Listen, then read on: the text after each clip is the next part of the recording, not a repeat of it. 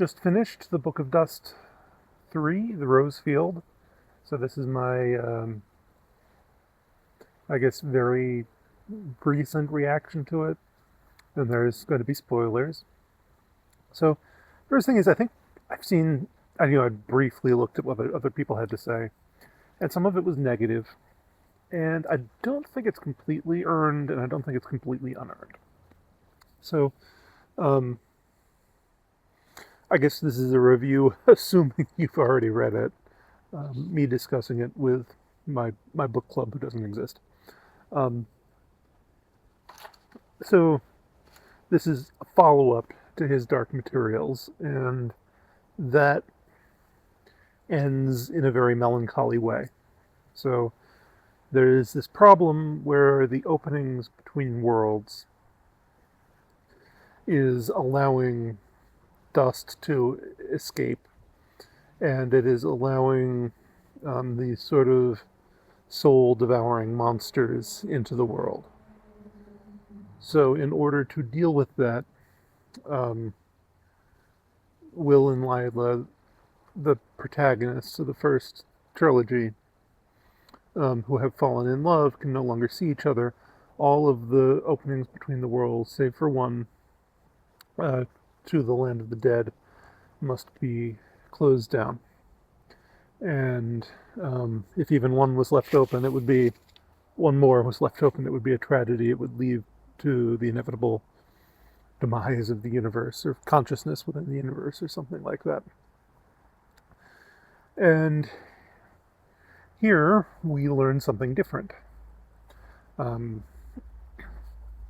an angel visits Lyra for reasons that are kind of unclear, and has a conversation with her. And this angel is not one she's met before, but she's sort of interrogating it about its ideas about imagination. And that's what part of what this book is about, what the Book of Dust is about, is imagination. And the angel thinks imagination is just making things up. And here, there's sort of a Jordan Peterson kind of figure who's very trendy with young people, and is an author who is anti-imagination. Things are just as they are. There should be no metaphors, etc. Sort of cartoonishly evil to Philip Pullman's sensibilities. And this this loss of imagination is what's driving the narrative. So in this universe, everyone has a demon. These are not evil demons. These are like Socrates demons. So Plato wrote about Socrates, believing he had a demon who told him not to do stupid things. They would listen to it. And so thinking about like what Plato believed about the universe, when you're remembering something, you're not, when you're learning something for the first time, when you're gaining knowledge, what you're actually doing is remembering something you already knew. You're sort of an imperfect projection of a perfect reality. And so the demon, the spirit that lives within everyone, is um, a part of yourself that already remembers the right way to live, and it speaks to you and tells you that throughout life. And then the idea, I think, is also a little bit Jungian. So this is like the animus that everyone has, or anima. So everyone has this creature that accompanies them, that's part of their soul. It's the same person in two parts in this world. And so Lyra's demon has decided that she has lost her imagination, that the books she is reading, which are telling her to only think about what is provable and what is true or false, are hurting her imagination, or have made her unable to see it or unable to access it. And so he goes off on an adventure on his own, and she follows. That's sort of the driving purpose of this story. Um, so we learn along the way that dust is no longer. It's not that dust is leaving the universe exactly. Now it can no longer enter the universe.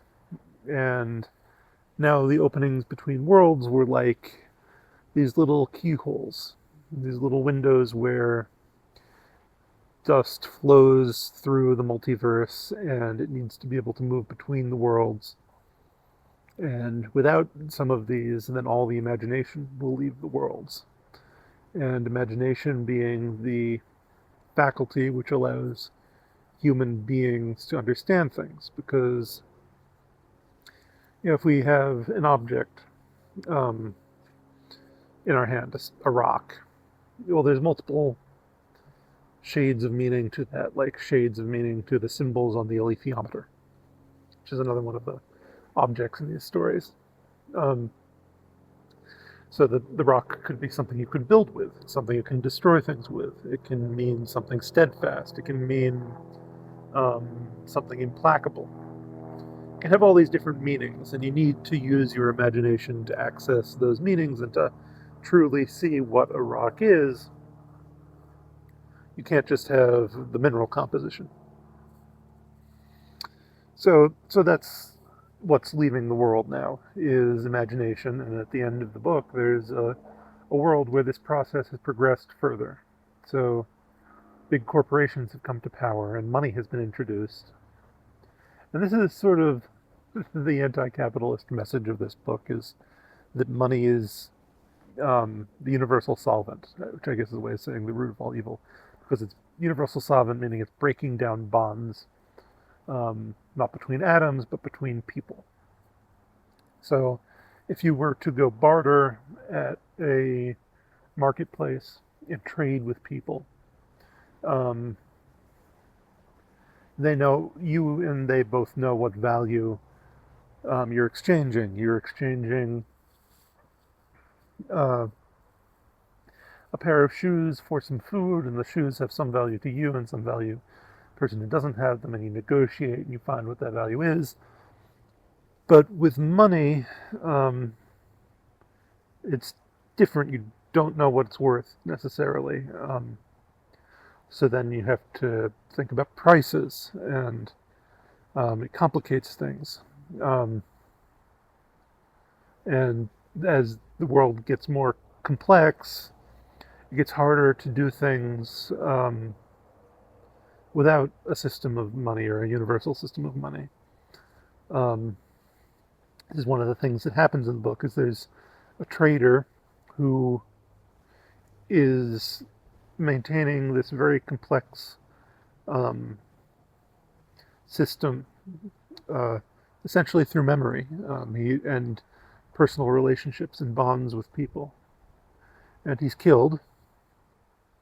We never learn why, who killed him, what the purpose was. I guess it doesn't matter that much. And then someone who worked for him launches a corporation in his place. And, well, it's impossible to do this through the methods he used.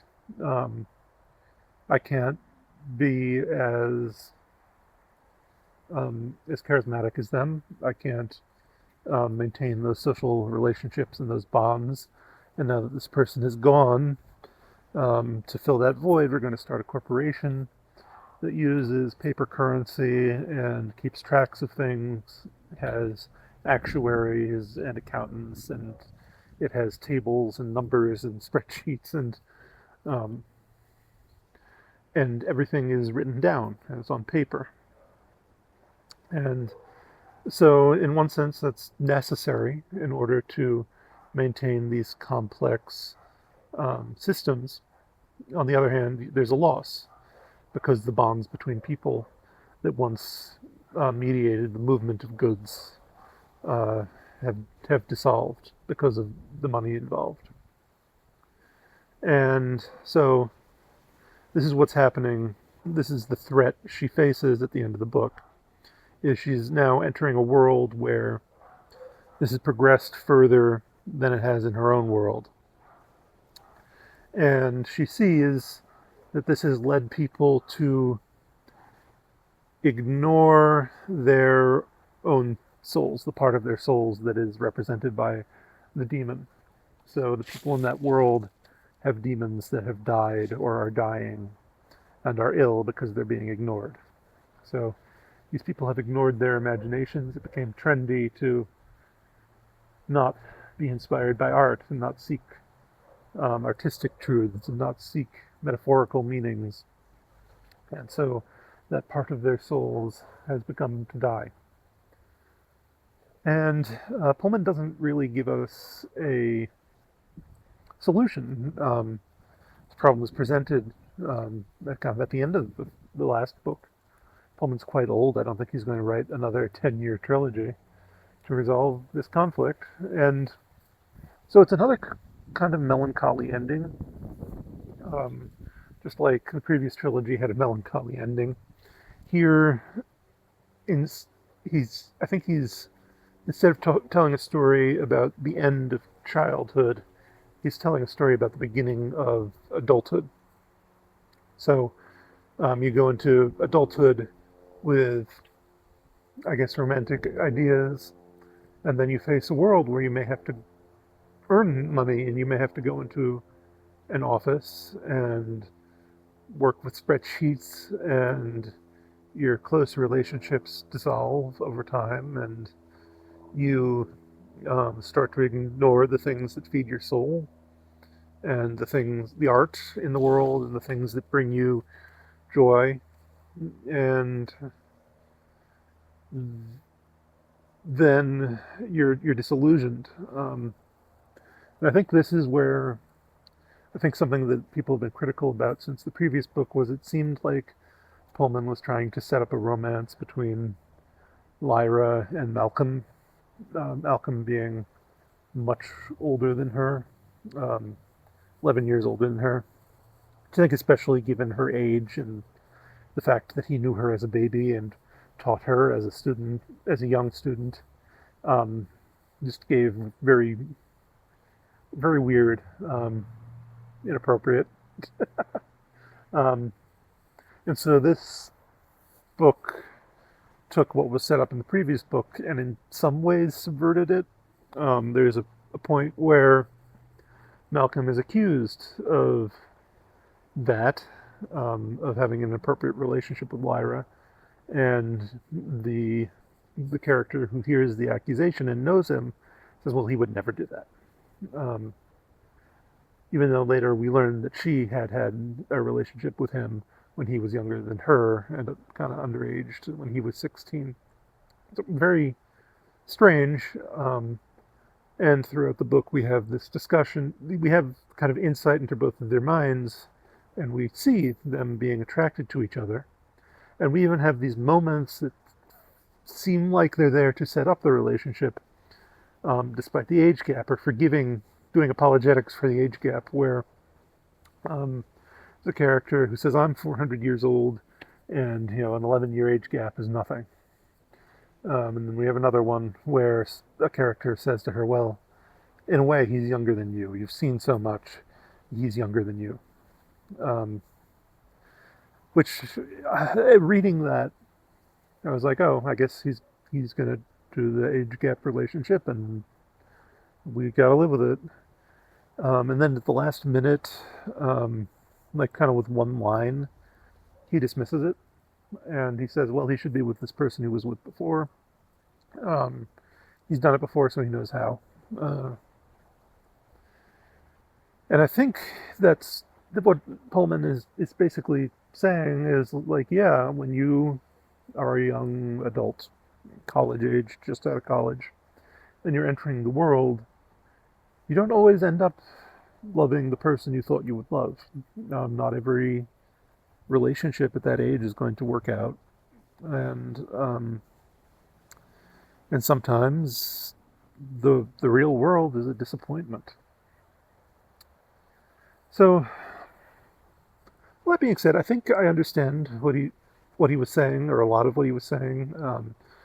One thing with Philip Pullman books is often you can go back to them later on and get more out of them on the second or third read. So I think at some point I'll come back and probably get more out of this book than I did. But, taken as what it is, which is a sequel to his Dark Materials, um, kind of makes it hard to. Some things are hard to reconcile. Um, so, like this idea of, well, can gates to other worlds be left open or not? If they can Lyra then go be with Will, the character she fell in love with at 12 in the previous trilogy? If they can't, then is it a good thing to close all these things? Which is what the magisterium, which is like the Catholic Church stand-in, is doing. There's some threads that are, I don't know, I feel like they're left hanging a little bit. There's a group called the Men from the Mountains who are aligned with the magisterium as far as now closing these openings between worlds, and getting rid of the rose water, which allows people to see dust, or the rose oil. And they're kind of implied to be dangerous and killers, but then we don't really see them. Like, they just kind of fall off the map. So there's just a lot of threads that I think I wish had coalesced more. It's not clear where they were going. If Pullman had a plan at one point, he has said he's the kind of person who doesn't have a plan when he writes. He just sits down and just starts writing, and whatever he imagines ends up on the page. So things are not very plotted out. I would think, though, that in editing, maybe he would come back and say, "Oh, this has this is an important thing I'm setting up. Chekhov's gun has to go off in the third act," but it doesn't. And I think all of the little things like that are, I think, why people are disappointed. But again, that's kind of the theme, is the kind of melancholy and disappointment that comes with reaching adulthood and seeing some of the bonds around you dissolve, and seeing some of the relationships you have disappear, and seeing that there aren't necessarily easy answers to everything, and that there's always still going to be work to be done to improve the world. But just in terms of narrative structures, it feels very unsatisfying to have this ending where we now understand what the big threat is to the world, what's coming to hurt Lyra's world and take all the imagination out of it, and the secret commonwealth of ideas and things that can only be accessed through imagination. And we don't have an answer for will this be resolved? It might not. And Pullman is quite old. I don't think this trilogy took, I believe, 10 years for him to finish. I think he has other books he wants to write. And I don't think he's going to, jump into another Lyra book immediately after. So now, I guess it's with us. We have to decide what this means and where she goes from here.